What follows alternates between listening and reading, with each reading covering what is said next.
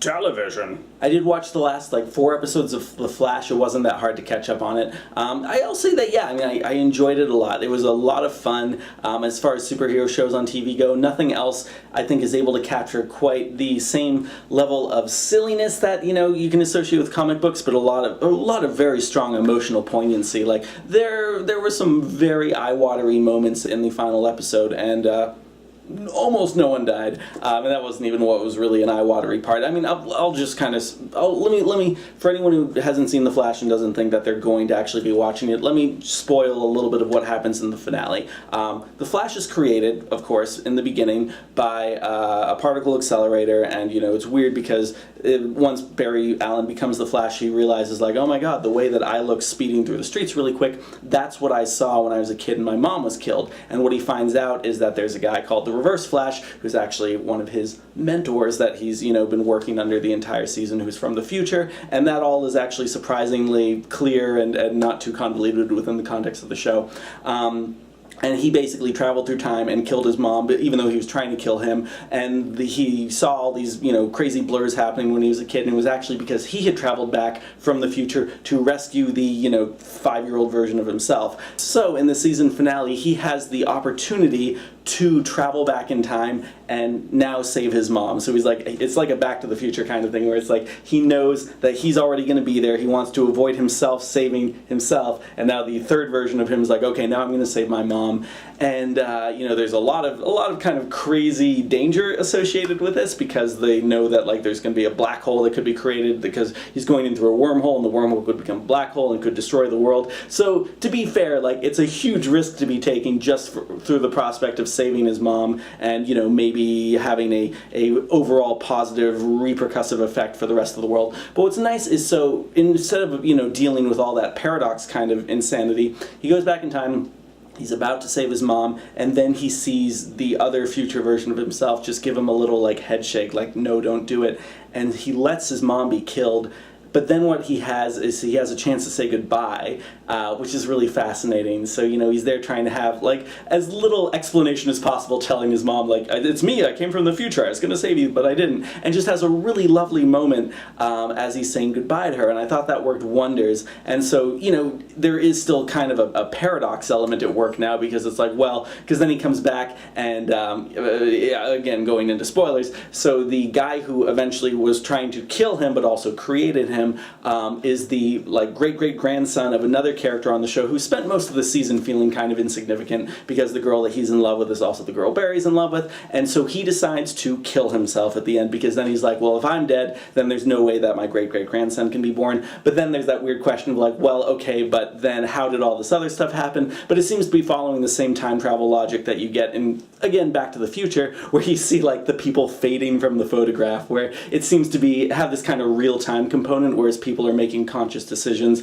It somehow is having a real-time ripple effect throughout time, which, what, I'm totally fine with. The show hits on a lot of great emotional levels, and it's a lot of fun. I love the music. I think the actors are all great. There's a real chemistry there. So yeah, it's probably the most fun I've had with a superhero show this year, and that's counting Agents of S.H.I.E.L.D. and Agent Carter and Arrow and Gotham, which doesn't even really count, but definitely check out The Flash if you haven't. I give that entire first season, even though I skipped a few episodes in the middle, 22 episodes is a lot, people. That's a lot of episodes to be doing, and to maintain a level of quality, tricky. So I still feel like I got the gist of everything. I give the first season 4 stars with a confidence of 3. Check it out. Just watched the season premiere of Halt and Catch Fire.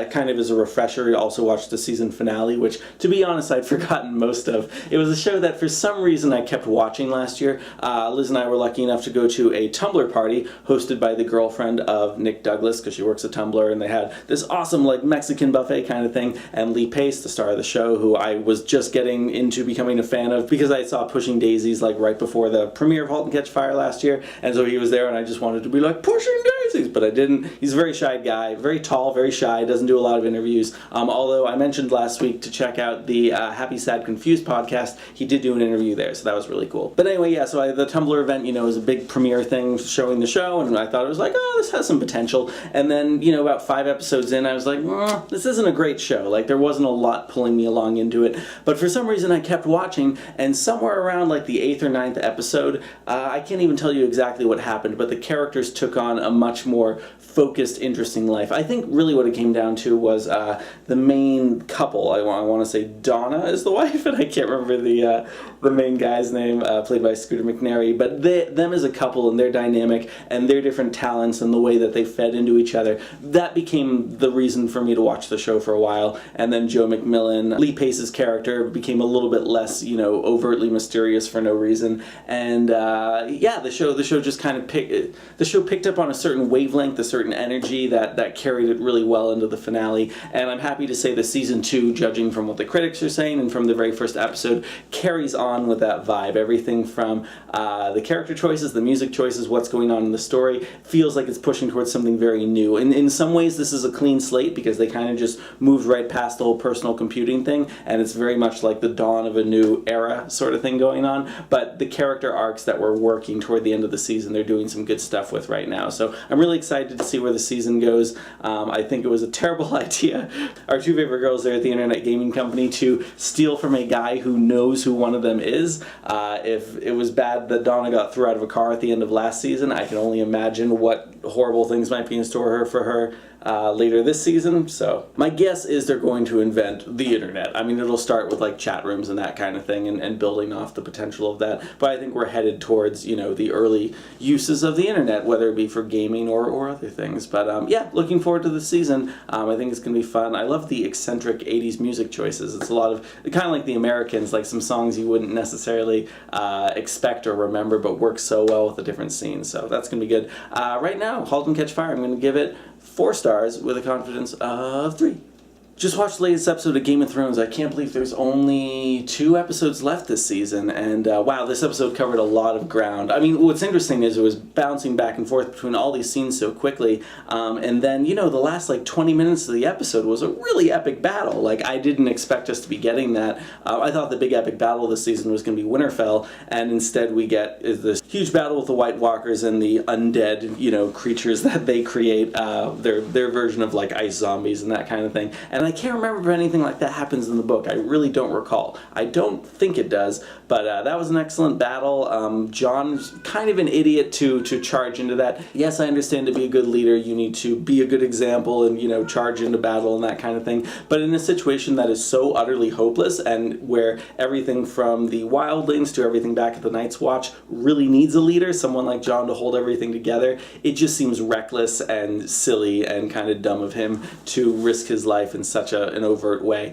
And yeah, why wasn't he using dragonglass? We established like, oh look, here's a big bag of dragonglass, and we didn't see anyone using it. Even the giant, who had some really cool stuff happening, but never used his dragonglass. But then I guess we established at the end of this episode that John's blade, I think it was John's blade, could kill a White Walker, and I believe that's the Valyrian steel connection. So Valyrian steel and dragonglass, the 2 things that can kill them. That's kind of interesting. Rewinding the episode a little bit, the stuff with Arya was great. I would watch an entire series that's just Arya, like, puzzle solving, like, okay, here's a person who we need to get this to, and we found out this about them, and like, just that kind of mystery of the week procedural show. I would watch the crap out of. I love Jack and Hagar, I love Arya, I love their dynamic, I love seeing Arya assume new identities.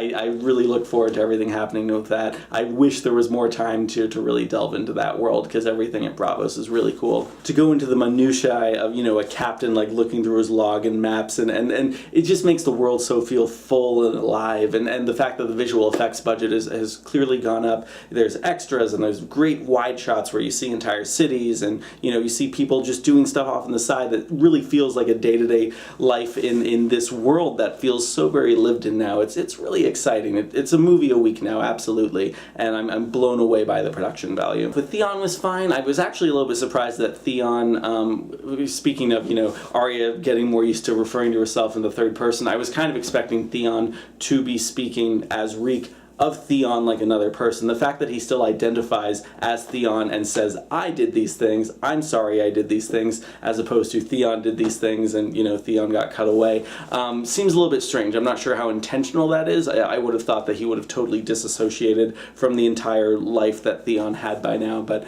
yeah, I expected a little bit more forward movement with that. Like, I don't want Sansa to remain just a victim for too long. Like, I really want to see her be able to take action and, you know, get what she deserves, because she's had some great character development over the series, and I don't want her to be boxed into, you know, just being Ramsay's, like, abuse slave for a very long time. So hopefully we move on from there soon. The stuff with Cersei is pretty much what I expected, like, you know, an episode of her just being in prison and not able to come to terms with her situation and still just making threats and it going nowhere. My guess is next week, we can't have another week of Cersei just being upset in a cell. We did get the hint that there is a way out of this, and I think next week that's going to be it. She confesses all her sins, has to do a very special walk through the town, and we'll go from there. Everything with Tyrion and Daenerys is really fantastic. It's really cool seeing these personalities butt heads now, and of course, you know, we know so much about what Daenerys knows and what Tyrion knows, and to have them sharing just little hints of that with each other, and the way they play off each other, because they're both such great strategic thinkers,